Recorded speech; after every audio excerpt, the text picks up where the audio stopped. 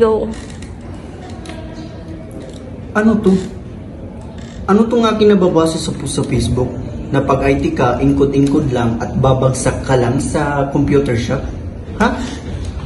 Parang mali naman ang pag-promote nila sa mga IT. Makapag-post nga ng tama. Tama na to let them understand and appreciate in the IT fields.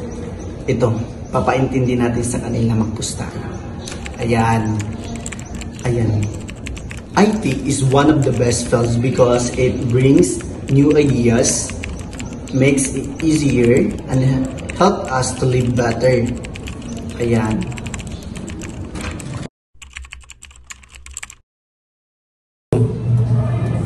Roda, okay na kaya to? Ano ba yan? Yung system natin, okay na kaya to? Pwede na yan. Pwede na?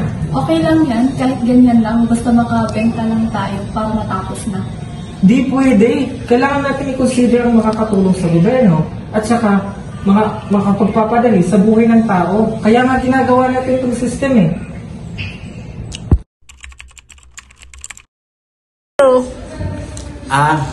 Mag-offer na lang siguro ako ng services para mas maintindihan ng mga tao kung ano ba talaga ang ibig sabihin ng pagiging IT. IT na IT pa naman talaga ako.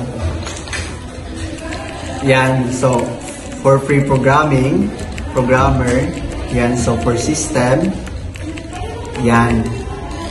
Tingnan natin kung magpo-comment sa offer ko. Hindi naman ako gahaman sa mga ganyan-ganyan. Siyempre, sa mga una, free lang yan, so bibigyan natin, antayin lang natin. Yan, saktong-sakto meron yan, so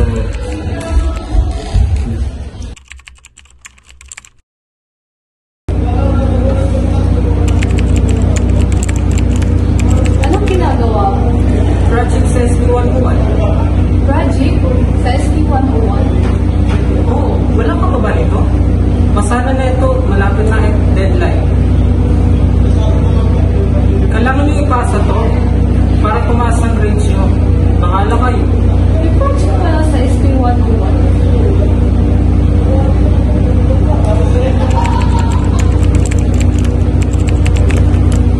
Sa wakas, natapos na rin ako. Gawin na din yung ang side nyo ah. Side ko lang to. Wait lang. May gagawin lang ako. Kunin ko lang yung papers.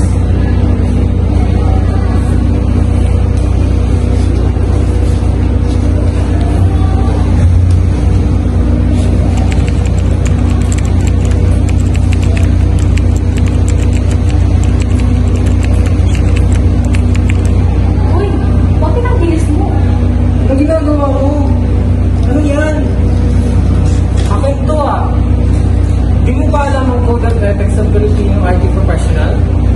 Nakalagay doon na, I will comply and strictly abide with intellectual property law, patient law, and other related law in respect of information technology.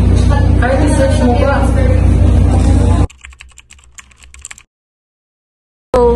sino kaya nang papagawa nito? Si ma'am. So sige. Ayan, okay, meron na. Pero ang gusto niya, paano daw pag nagka-problema? Paano daw kapag hindi maganda yung nagawa ko? So siyempre, re-reply natin yan ng I will take the full responsibility for my services po, ma'am. Ayan. So, lagyan natin. So, lahat po ng gagawin ko, kung may mali, pwede nyo naman po i-contact. Pwede ko pong baguhin at ayusin ang pinapagawa niyo. Thank you.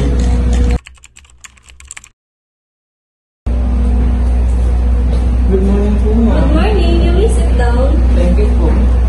Ma'am, napanood niyo na po ba yung presentation ko about the mobile application of expansion system? Oo, napanood ko siya. So, may mga question pa po ba kayo about sa system ko?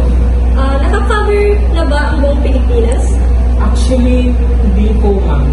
Visayas at Mindanao, hindi po namin cover. Sa Luzon lang po kaya namin i-cover as of now. Sige, pag-iisipin ko yung presentation mo. Thank you po, ma'am.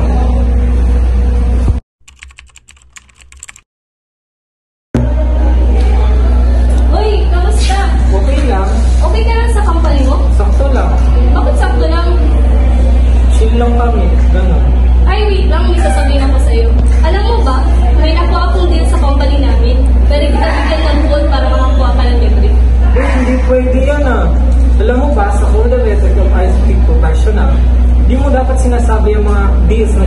mo, lalo na sa company mo. Bawal yan. Kumbaga, privacy nyo as a company. So, dapat din yung sinasabi niyan, sabi sa code of ethics.